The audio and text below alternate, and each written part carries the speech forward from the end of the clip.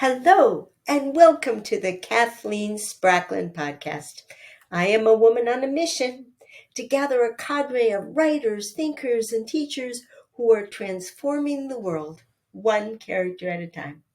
And it all starts with one thing: a deep understanding of human motivation, why people do what they do, and the forces that drive them. But I'm still working with Zettelkasten these days. The question today comes from Joseph, and I'm taking another stab at how to Zettelkasten a book. This one is specifically about how to Zettelkasten a foundational book. Now that I have my down-facing camera, I can show you actual cards, and it's going to, I think, make things clearer than when I was trying to type cards into Canva to try to make an image of a card. So I think the real cards will tell a little bit clearer story and a little bit better story. So what I want to start with before I go to the cards is, what do we mean by a foundational book? When I read a foundational book, I am following two authors' guidelines. I'm following the guidelines of Mortimer Adler, How to Read a Book Analytically, because reading a foundational book is very, very much a deep analytical reading of the book. But I'm also following Sertalange's advice in The Intellectual Life, where he says that if you want to make inroads in a new topic area for you, then you want to read one foundational book and then maybe another one or two or three total. But really dive into one. And so you really want to be careful about which book you pick for your foundational book. Now, the nice thing about using a foundational book in a new area is that it's the only time that you are going to be okay with creating silos of information in your Zettelkasten. By definition, it's a new area. You're breaking new ground. So you're not expecting the new cards to interleave with what's already there. What you're expecting is that you're laying down the cards. Your later reading is going to interleave with those, the ones you're creating right now. You're building the foundation, and all the other stuff is going to come piling in into that mix and add its own ideas into that section. So you're laying the groundwork for a brand new section. This is typical when you're coming into a whole new area of study. If you're a student and you have distinct classes, that also makes sense to have separate silos for those classes. The idea being that, well, they might be foundational right now, but you'll have your Zettelkasten for your whole life. And the more you learn in those areas, they'll come right into those areas and start messing them up very quickly. And in fact, in your own subject domain, if you take a beginning class and then an intermediate class and then an advanced class in that same domain, you're going to be piling in to that one structure that you started when you did your beginner class. So we don't want to build silos generally. The only time we are content with a silo is when we're building a foundation in a whole new area. But when you are doing that foundation in a whole new area, you have a little bit more leeway because you can follow the structure of the book using Mortimer Adler's, where you first read and you survey and you get the lay of the land and you find out how the book is structured and put together. That book structure can guide your structure in your Zettelkasten. So you're not quite, throwing ideas in at random, because you can follow along with the structure of the book. So if you're a little bit insecure with the Zettelkasten, you're worried about, am I doing it, quote, right? First of all, there is no such thing as right, wrong. That you'll learn that down the road. It's all right. Everything's right. Just index and everything's right. But it can help you feel calmer if you have a structure that you're following from the get-go. And so, since I happen to have a book that's not too big, and that I happen to have rather recently written, I'm going to use this book to be the pattern that we're going to follow for the example. So let's go to the down-facing cat. Okay, here we are with the book that we're going to play with for practicing how to Zettelkasten a foundational book. Now, Mortimer Adler talks about in How to Read a Book that the first thing you would do with this book, before you even take out your bib card, before you do anything with it at all, you would survey the book. You would take a look at how the book is structured, and you would take a look at, among the main things that you would look at, is you would look at the table of contents to give you an idea of the structure, and you'd take a look at the index to give you an idea of what topics were covered. And this is very important because you want to find out if the area that's going to be covered by this book is even a match for what you're looking for. Then with the table of contents, you can survey where these individual pages take you, and you can see how the book is divided up and structured into the various components and the various sections that cover the material that there is going to be presented in the book. So as once you have this general familiarity, you can get an idea right away of about how your book is going to fall in your card pattern. I'm not making any cards yet, but I'm getting the concept of how this is going to work. For one thing, because I'm laying down a foundational book in a new topic area, I'm going to assume that I'm going to start with a new number. And in my world, that new number is the number 4. So all of my cards are going to start with the number 4. And my opening card that's going to guide me is going to come from the title of the book and the book's subtitle. And in particular, I ended up with this card. The concept that I captured from the title and the subtitle is that writing with emotion will cause your readers to remember what you write forever. And then, as always, I added my thoughts to go with it, which is that language learning, in my own experience, is aided by a pop of emotion, and that emotion is often surprise. So I'm used to the idea that emotions can cause memories to form. So now I want to create a tagline that covers the full contents of that card, that covers both what I learned from the title and the subtitle and my own reaction to it.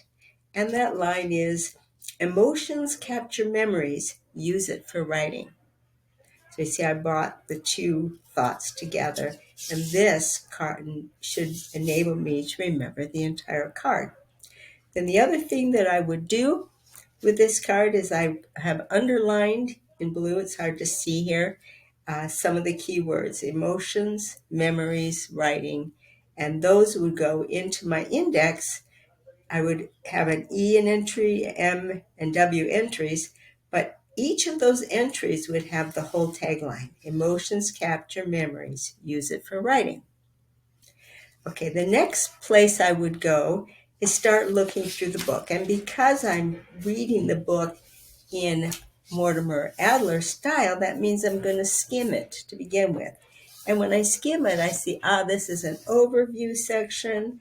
I take a note of what kinds of materials are covered in the book, but already I have seen, because I've been analyzing it, that this is just a general introduction of things that are covered more deeply. So I'm not going to worry about capturing notes here. That's why I skimmed the book to begin with. But instead, I'm going to start focusing in right in the meat of the book in these first areas in the table of contents. And because I take a look at this table of contents, I can see that I'm going to have for A, B, C, and D are going to be probably what I'm going to have. And my cards, if I were doing card titles, they would probably just be the titles of the chapters. I like to do full-on taglines rather than titles. So let's take a look at how that would work.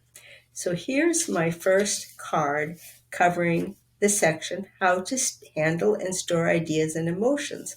If you look at the table of contents, it begins over on page 7, which is here, but there's actually a little blurb over here that I want to capture for my header card. This A is a little blurb that covers this section, this one, this section, etc. So we have our A, B, C, D, and we have little blurbs that cover each of those. And this turns out to be a really great little section to grab my what's going to actually function as a header card for me for each section.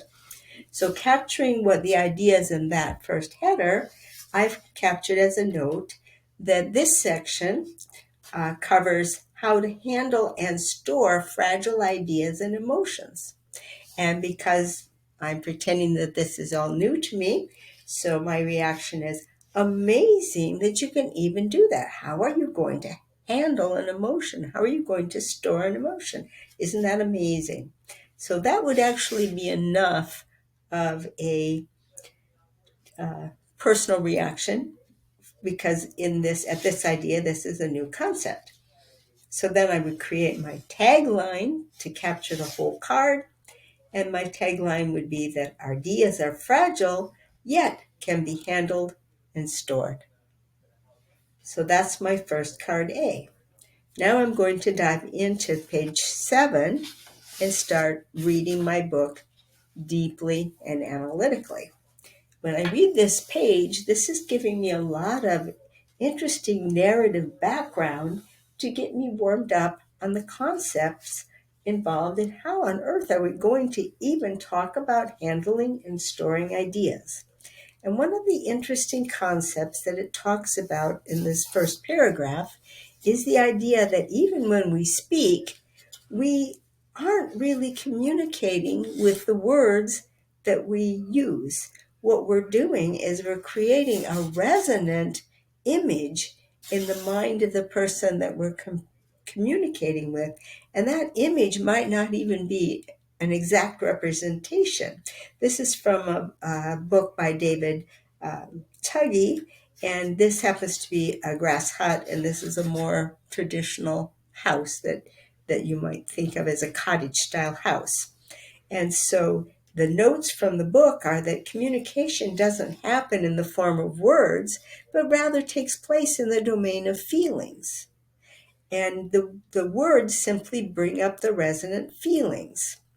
And so I also made an additional note that, the image may not exactly match, but the communication still takes place because each person is thinking of a cozy structure where I feel at home. So then my tagline to go with this one was that words of speaker resonate emotionally with the hearer. And where am I going to put that? I'm going to put it right here with 4A, and it's going to be my card 4A1. So now I'm going to continue reading. I'm reading deeply because this is a foundational book. So I'm probably going to take a lot more main notes, than I would from any next book I read, because this one is the foundational book. And so as I read further, I notice that there's a real interesting idea on the following page. And it's the whole idea of ideas that can come into and out of memory fully formed very, very quickly. The idea of an active or a dormant idea. Say, for instance, you're getting ready to tell somebody something, and then, just when you're about to speak, the idea disappears. And you say, darn, I forgot what I was going to say. And then you go on with the conversation a little bit, and somebody says something that sparks it, and it's like, now I remember. And it's rather interesting because the thing that you forgot was a fully formed idea, and the thing that you now remember is a fully formed idea. Where did a whole complete idea vanish into thin air, and how did it come back to life that quickly? So the idea that I captured from this was that ideas can go dormant in an instant and come back to active in another instant. And I even used the same example. I forgot what I was going to say. Oh, now I remember. My reaction to that was fascinating how completely it was forgotten and how completely it was recalled. That wasn't in the text. That was my reaction to it.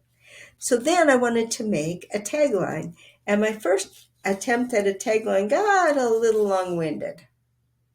So I crossed off this little green double dashes that I used to mark off my tagline, came down here on the card, drew them in again, and made a more compact tagline. Dormant ideas can pop back to active completely. So that's my new tagline, and I identified the keywords that I want to put into my index. Well, now where is this card going to go? Because we don't have a number yet when we're building it. Well, it's pretty clear that it also wants to go right next to card 4A. It's about ideas being fragile, but yet being able to handle and store. It wants to go right after 4A. Unfortunately, there's already a card 4A1. So it can't have the number 4A1. So it must instead have the number 4A2. And that means we've got the beginnings of a conversation. We now have to make a directory card. And here, look at the interesting conversation we've already got going. Ideas are fragile, but can be handled or stored. Words of the speaker resonate emotionally with the hearer, and dormant ideas can pop back to active completely. This is starting to make a rather interesting conversation about ideas, and we're only just tipping our toe into the book. Well, we read a little bit further in this same section, and here's one that how could I, in a digression on the Zettelkasten, miss covering what this book talks about on the Zettelkasten. Well, actually, there's a lot of Zettelkasten in here. But in particularly, it's talking about how fragile ideas can be stored in a Zettelkasten. Creative ideas pop and disappear easily, but an analog Zettelkasten can save those fragments of ideas ready to pop back to life. That's the concept in this section here, to which I added my own thoughts. Providing my thoughts and reactions gives life to the material just read. Re-encountering the card brings the idea back to life. And then my tagline is store an idea to enjoy later is the joy of Zettelkasten. So where did this want to go? Well, surprise, surprise, it also wanted to go next to 4A. And 4A1 and 2 are already taken, so this one had to become 4A3. And now our directory has 3 entries. 3 cards want to be right next to 4A, and this new idea is now contributing to this conversation. There was only one more card I made from this section, and that's in this area on brainstorming, which went into more detail on the Zettelkasten. Because the interesting thing is that when you keep an Antoinette Zettelkasten, like we're doing, ideas can interact creatively with yourself in the future. It talks first about how brainstorming works when there are multiple people involved, but with an analog Zettelkasten, you can store an idea and brainstorm with your future self in your Zettelkasten. And I also made the note here that I personally love the feeling that my mind is expanding when I get to hold multiple ideas all at the same time. So here again, I made an attempt at a tagline and realized I hadn't included Zettelkasten. And since this is all about Zettelkasten, I wanted a tagline that included Zettelkasten. So I came down here, marked my green slashes again, and my tagline is a Zettelkasten, brainstorm future self, expand mind. So it has both the words from the book and my own reaction. Now, where does this one go? This one isn't fighting to be next to 4A. It goes very naturally with 4A3, which introduced the concept of Zettelkasten, and this is more about a Zettelkasten. So now I've got this section done. When I turn one more page left in this section, I look at it and it's hearkening ahead to how these concepts are going to be used in some detail later in the book.